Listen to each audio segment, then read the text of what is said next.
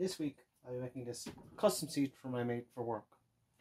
I even actually make my own finish to get this grey wash effect, so make sure to watch to the end to see how I do that. So grab a cup of tea, like, subscribe, and yeah, absolutely do try this at home. I'm going to jump straight in. There's a lot of voiceover in this video. It was raining quite a lot in Ireland, as it always does this week. Didn't do many in the workshop voiceovers, but yeah, let's get down to it. So while workshop Mike is doing his thing and getting the materials roughed out, I'm just going to talk briefly about the design. So this is a stool for a friend of mine for work, and he's given me free rein to do what I want in terms of design. So that's exactly what I'm going to do. It'll be a complete surprise to him when it's dropped off in the middle of the night, so he can't give it back. So I've taken a bit of inspiration from kind of stools I've had and kind of looking at different stuff and combining it, kind of combining sharp lines and curves here to make a comfortable seat. So the first step is, quite obviously, as you see here with a chop saw, is to chop all this material that I got. This is 4x2 planed all sides, or 2x4 if you're American listening. It's just easy for this, so I cut it to length and then I split everything up using my bandsaw, and then move on to the planing to get ready for marking out. So I'm starting with the legs here, but I got out all the material at the same time, so if you see me back at the bandsaw, that was my mirror to the time machine. Sorry to ruin the magic. So before I start most projects, I like to sharpen my tools, and particularly here because there's a lot of planing to do. This is real time. This is how little it takes to just put an edge back on here. This is my finest stone.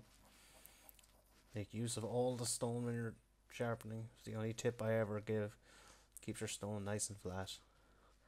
And yeah, that's it. Couple of passes either side, and then I strop it on a piece of rawhide with some jeweler's rouge on it, and it's a good one.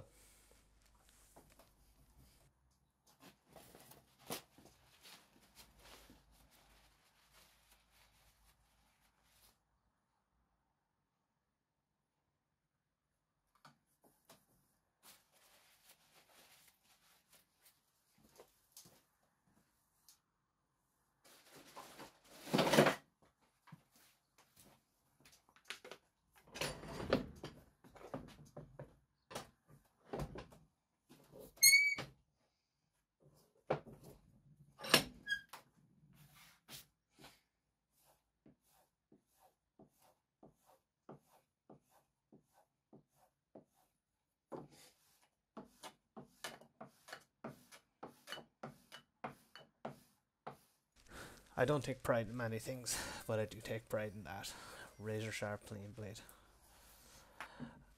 So now it's time to square up all my stock, and with a sharp blade and everything, you know, set up right, it's just a joy to use a plane. First couple of passes here do sound a bit rough. It's just getting the bandsaw marks off, but you can see I'm getting full length, full width shavings, and it's just such a satisfying noise to hear a sharp plane in action. It's like woodworkers ASMR. It's just brilliant. And just for the record, I believe at the end of this clip here, I throw one of these shavings into my calipers, and they're coming off thinner than the calipers can read.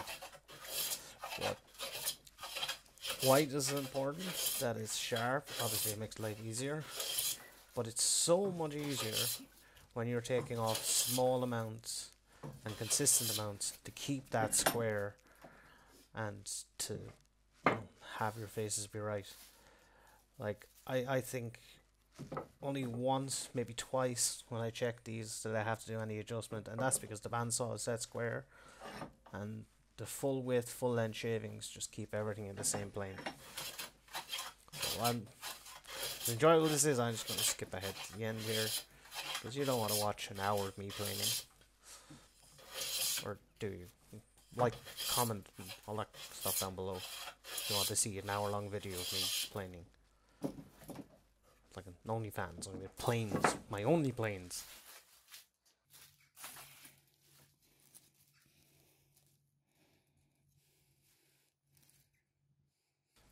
There you go, 0.000. Gotta love it. Now it's time to do a bit of marky. Oh wait, hang on. I should probably explain what I'm doing first. Let's give me a second.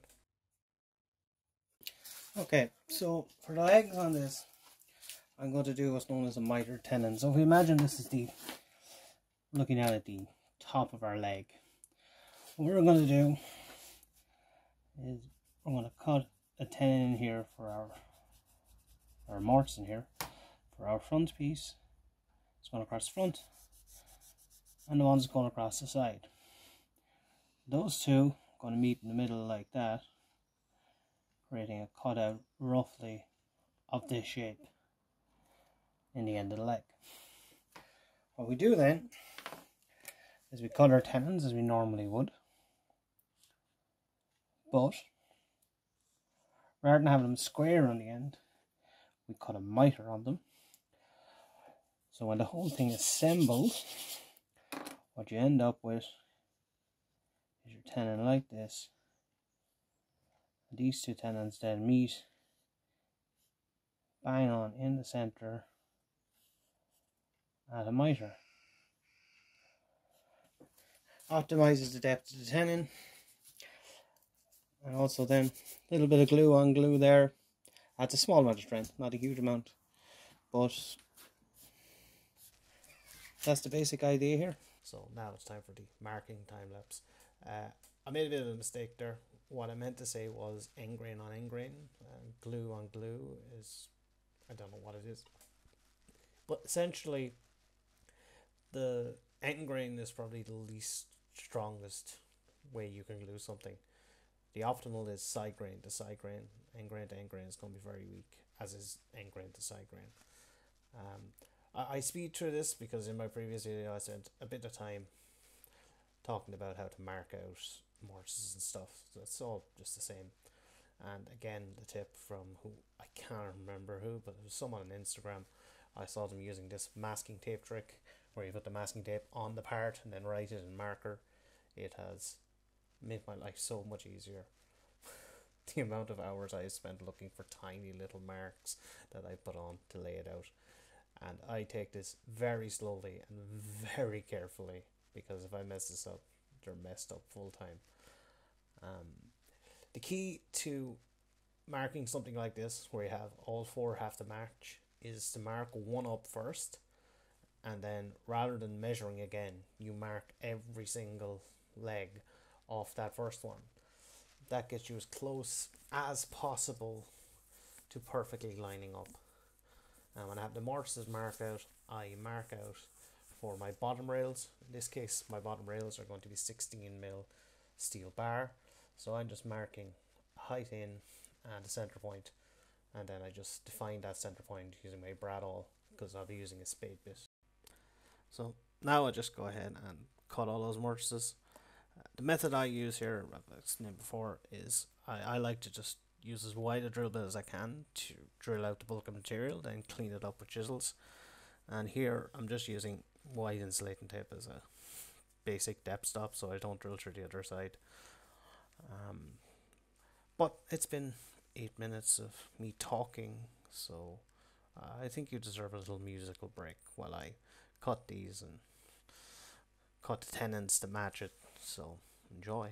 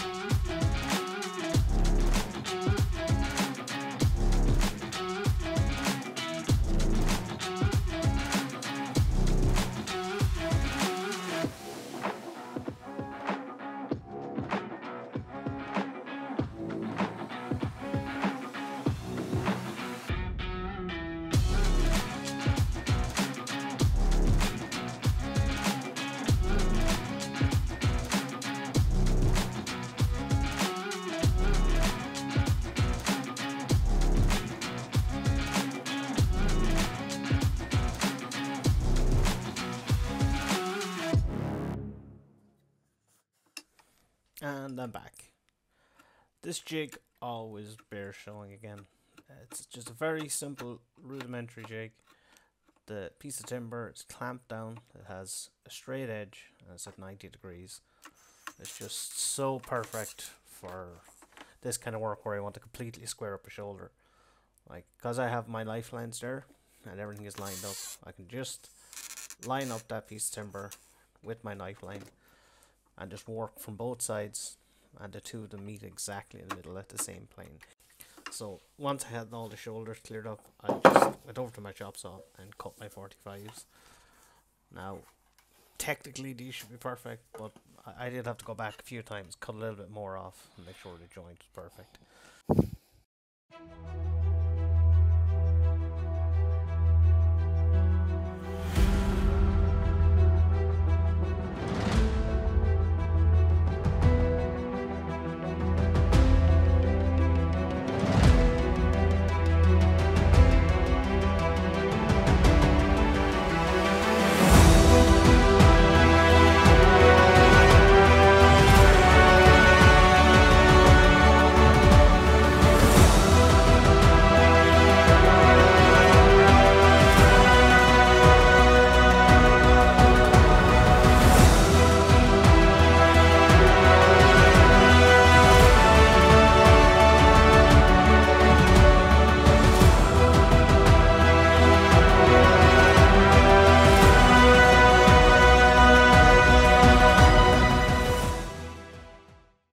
So now that I have all of that done, my veneering is basically ready to go.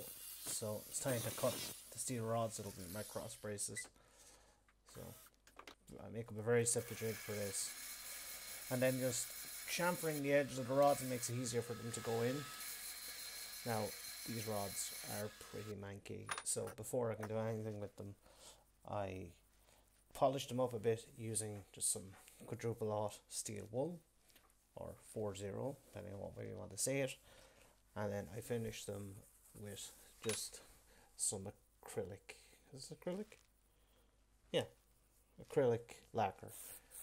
And these aren't like shiny, but that'll work with the finish, which is something fun. That's just it. So rule 1 with glue ups is always do dry fit and then do another dry fit.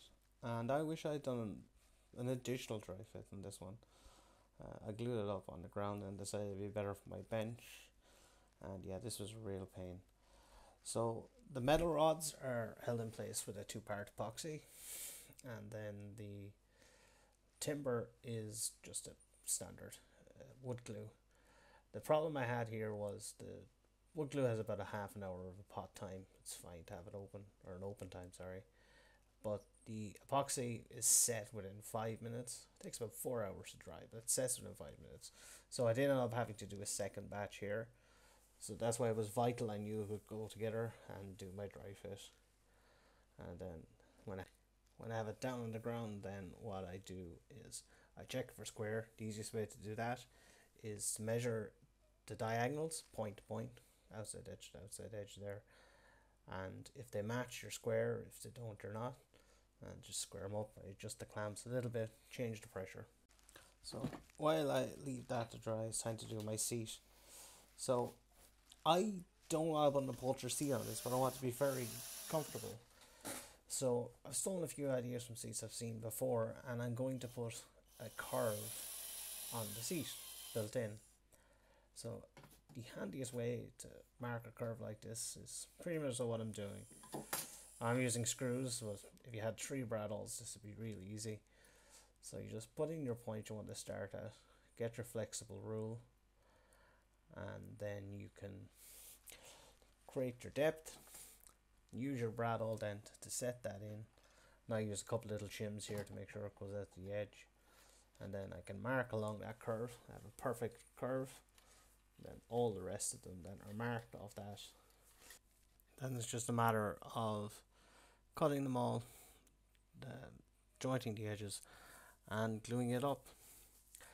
While I'm doing this as well, I do the footrest, which is the exact same methodology. The only difference is with the footrest I do a curve on the top and the bottom.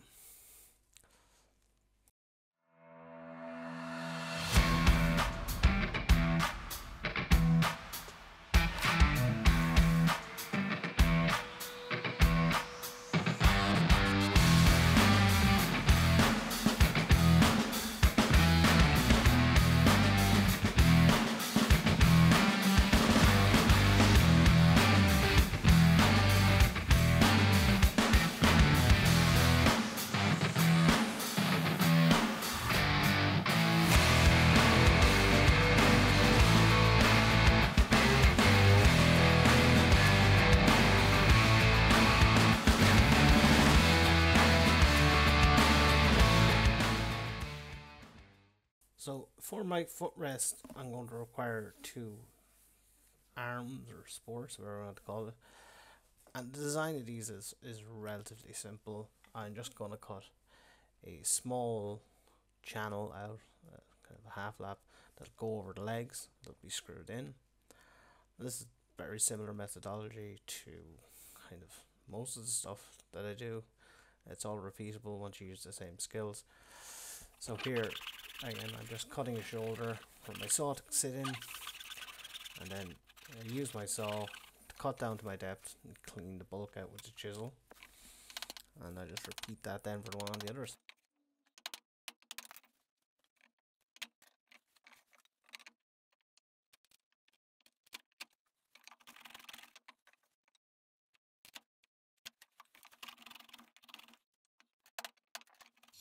Every workshop is full circle, guys. So I just want to make this look a little bit nicer. So I'm just going to use the base of this can to put a wee loop on this. Just make sure I have it on the top. And once on the top, no, I want the wee loop on the bottom. I'm not gonna lie, I messed this up and had to remake this part.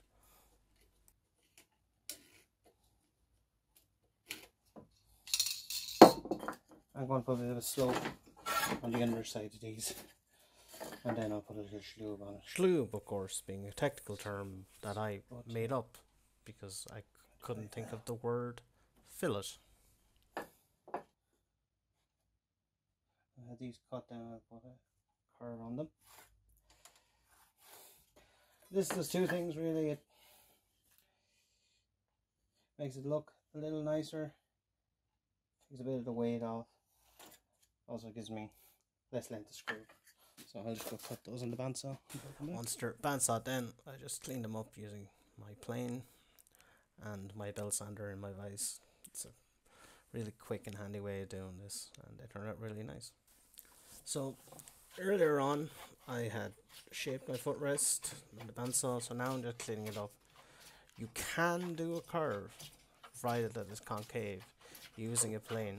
It's only a matter of controlling how you're bringing that plane across the surface. It's about a light touch and just checking where you're going with the grain. Within seconds this is ready to go, and all it really needed was a run over with my 180 grit sandpaper on the random orbit sander. A plane is an amazing tool. So for the inside concave surface, I use my spoke shave. Now, I know this is going to start an argument. Do you use spoke shave forward or backwards? Doesn't matter, whichever works. This is actually a flat sole spoke shave, which technically isn't for a concave, but because it's so little, I just give it a little bit more iron than I normally would, and it just does an incredible job.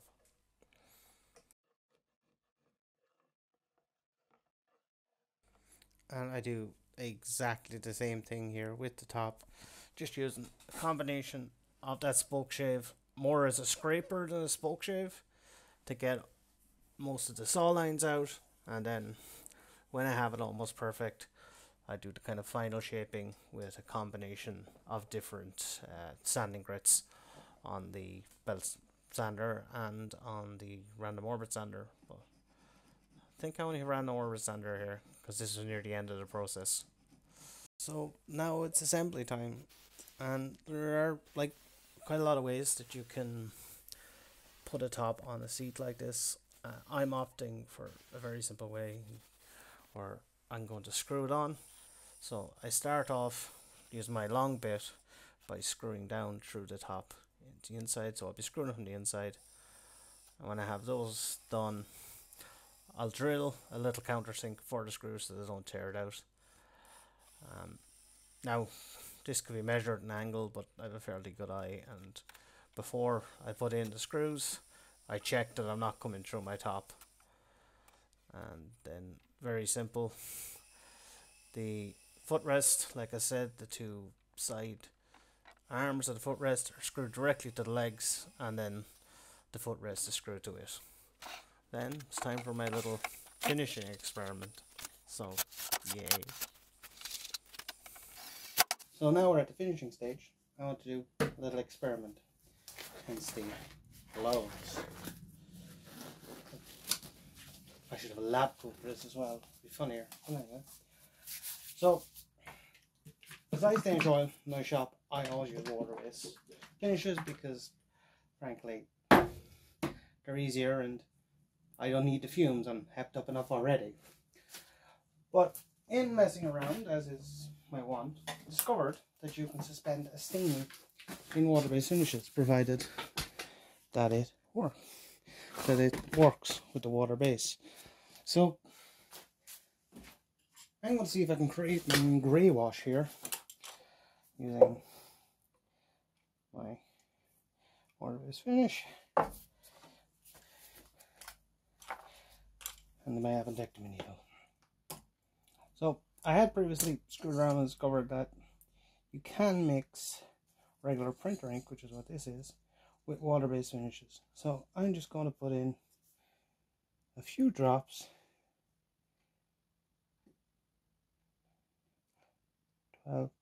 14 drops, because 13 would be unlucky. Now let's see where we get. Highly expensive paint stick. So I don't want this dead black. I want this to have a nice grey wash. So I'll go ahead, do a few test pieces, see how that comes up, mix it, and then darker than that. Then I'm going to see if I can grey wash this baby. And yeah, let's see how that turns out. So in the end here, I ended up using about 4.5 ml of the black ink to about 160 ml of the clear water-based finish, and it turned out pretty good.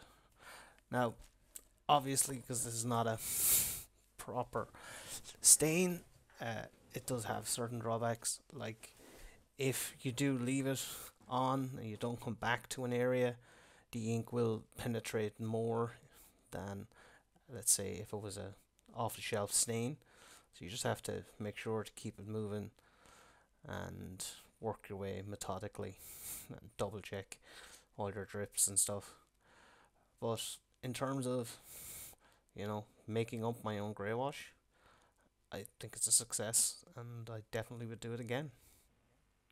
And don't forget to like if you like this video. If you don't like this video, tell people that it's really good and just don't watch it yourself. Yeah, and don't forget to subscribe. I do new build videos every Saturday, and every Thursday I do a tips and tricks video sharing kind of my years of experience messing up. So yeah, I mean, just get out there, absolutely do try this at home. Oh, and I promise, as I said at the start, next week's video will not be a chair. Maybe. As always, absolutely do try this at home. And now, bloopers! Well, I'm Mike, and this week I'll be making another fucking stew.